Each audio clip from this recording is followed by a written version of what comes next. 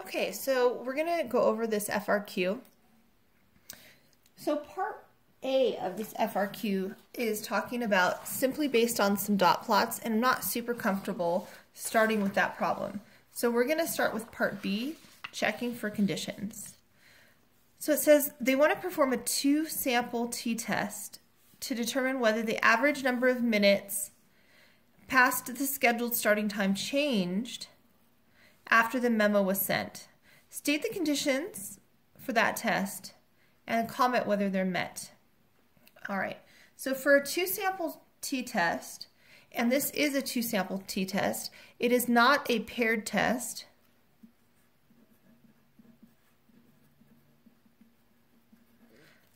Since there is not paired data, for example, these two dates don't necessarily go to each other, these two start times, and these two don't necessarily belong to each other, and these two don't, and so on.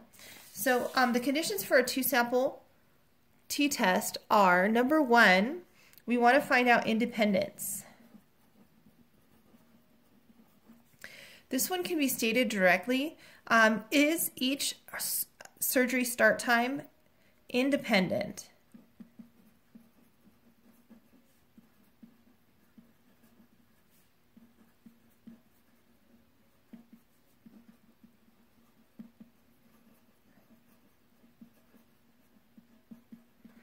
And I would say yes. I have no reason, there's no reason to think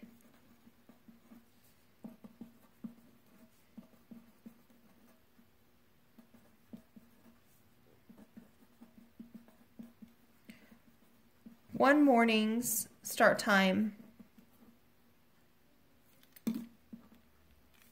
one morning's surgery start time affects another.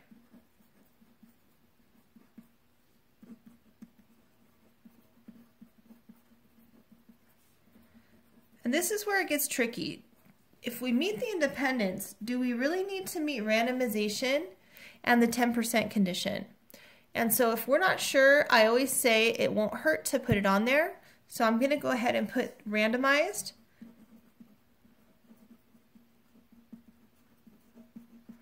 Not stated, but I assume these 2 samples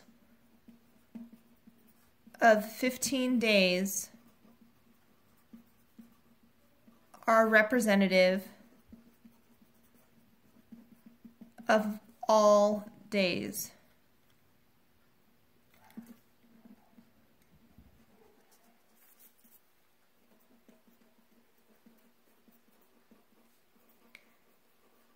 And then finally, the 10% condition.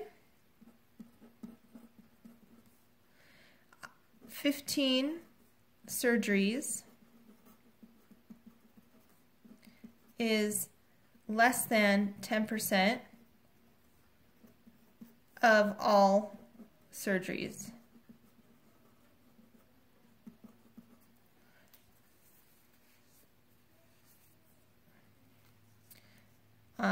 Each group's 15.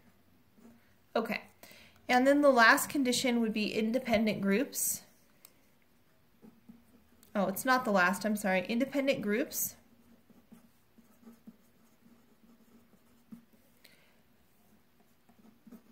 There is no reason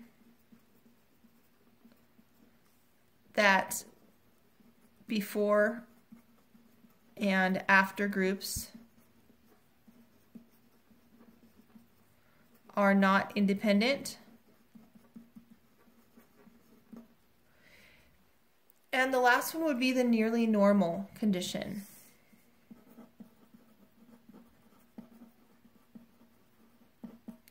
And for this one, I checked each histogram, and each histogram revealed no outliers.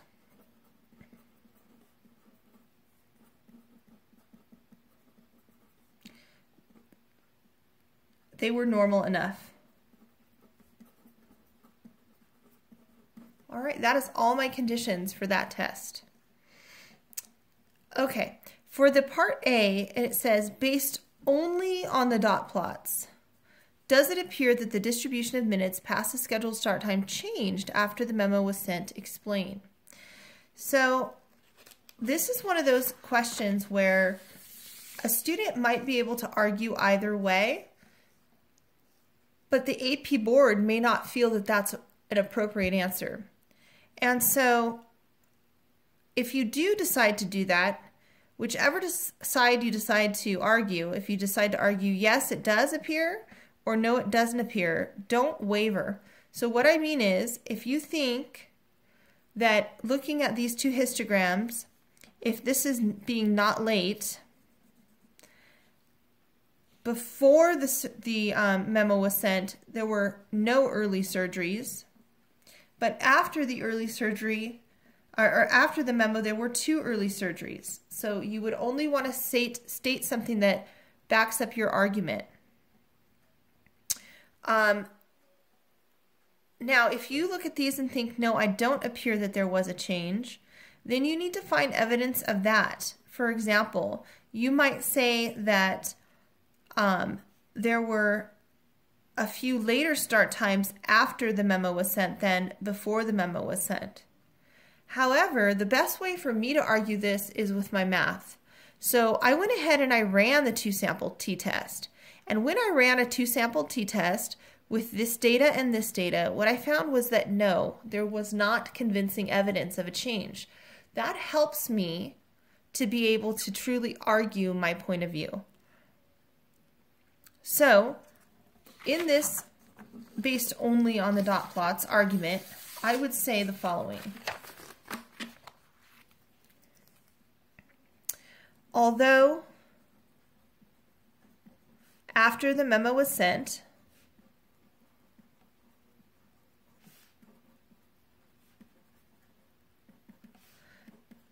there were 2 surgeries that began earlier than scheduled,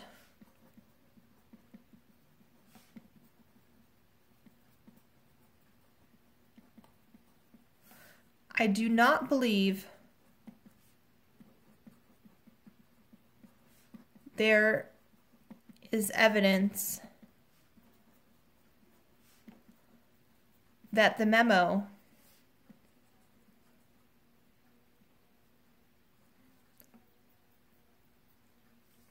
changed the number of late start times.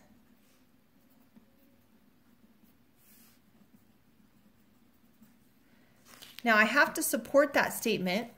So going back to the histogram,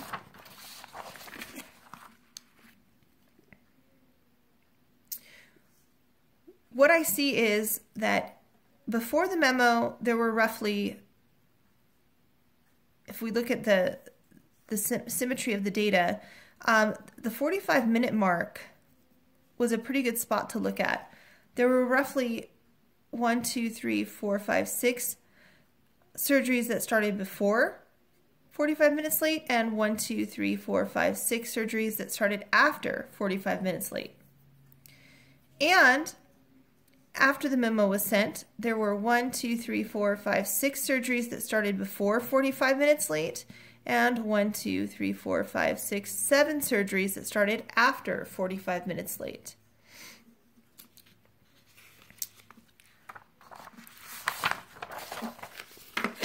So I would say that based off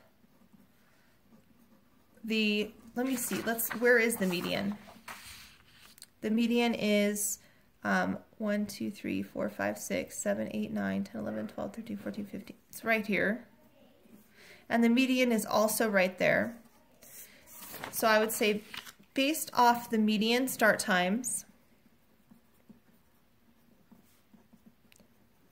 of 45 minutes, there were 45 minutes before the memo was sent.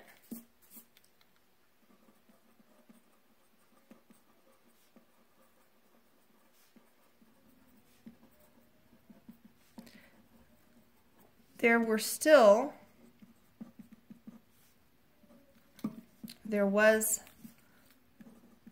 still a median start time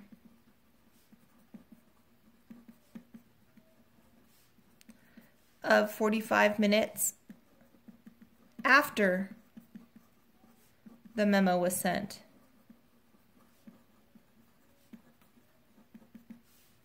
So half the surgeries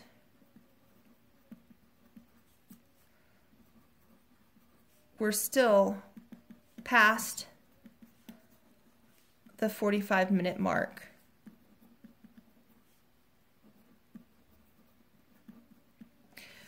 Okay, again, this is one that you could have argued the opposite direction, and so you would just need to support your data or your statement with data.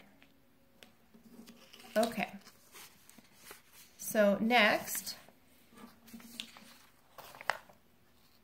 is question number 2.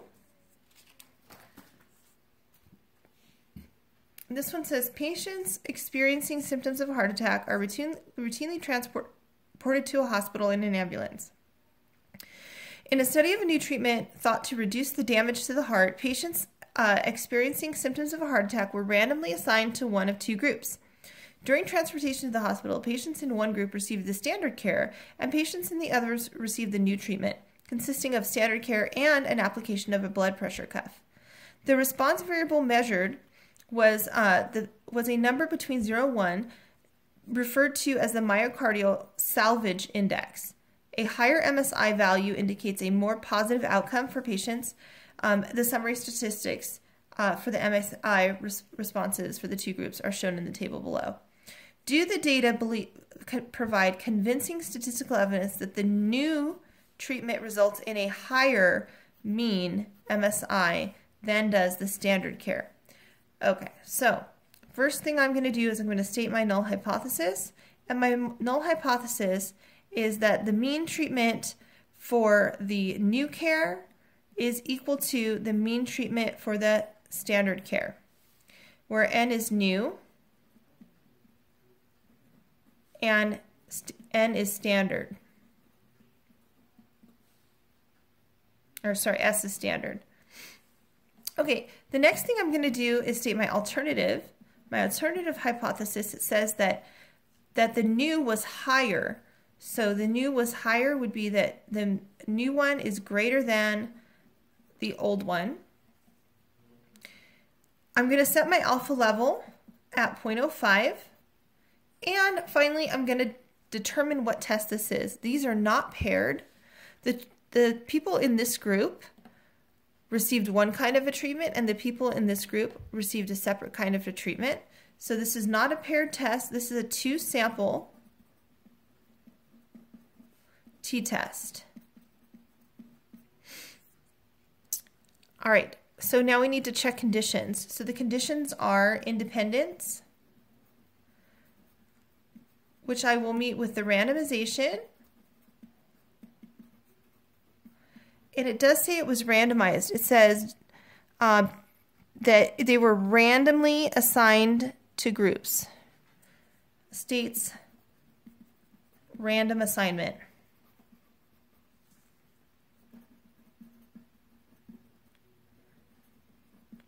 To groups. Okay, the next one is the 10% condition. And so it says 56 and 56.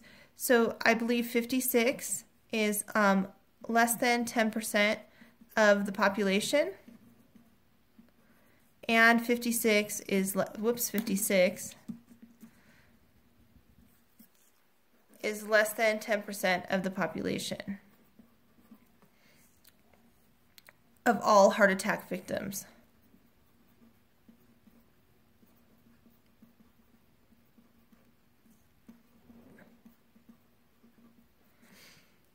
All right, the next one would be the nearly normal.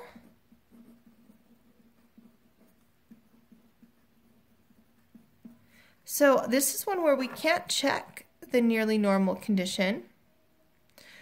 So we have to assume that there are no outliers.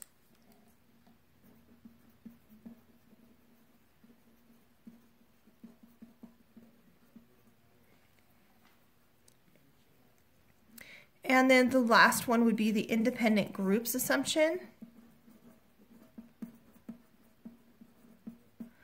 I believe MSI of group 1 is not affecting MSI of group 2. All right, so now we're ready to proceed with the test. So we run our 2-sample t-test in the calculator. I entered in my x1, so x new was 0.69, and standard deviation of the new was 0.27, and n of the new was 56. I also entered in x2 was 0.57, and s of x, I should say standard, was 0.26, and the sample size was 56. Okay, when I did that, I got a t value of 2.396 and a p value of 0.009 or 0.9%. So this 0.9% is falling below my alpha level. So my decision is that I am going to reject the null and conclude that there is statistical evidence. So my conclusion, with a p-value of less than 1%, lower than my significance level alpha equals 0.05, there is sufficient evidence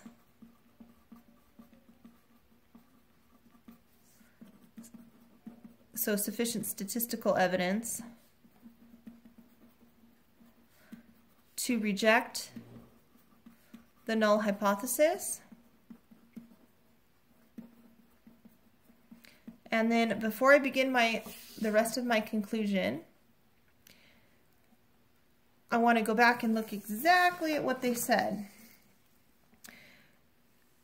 That the new treatment results in a higher MSI value than the standard care among people similar to patients in this study. So I'm going to say there is sufficient evidence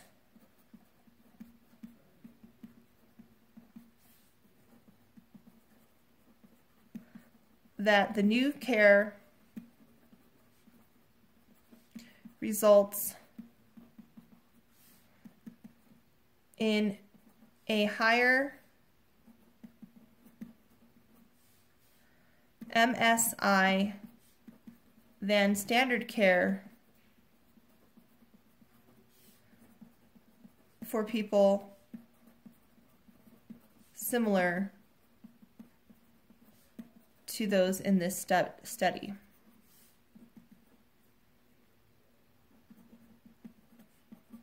We have to be very careful here when we say there is sufficient evidence that new care results. We're saying there's evidence that it results. We're not saying that it does result. So you cannot say something like the new one results in higher than the old one. You can't say that. That would be making too bold of a statement. And that is it. Thank you.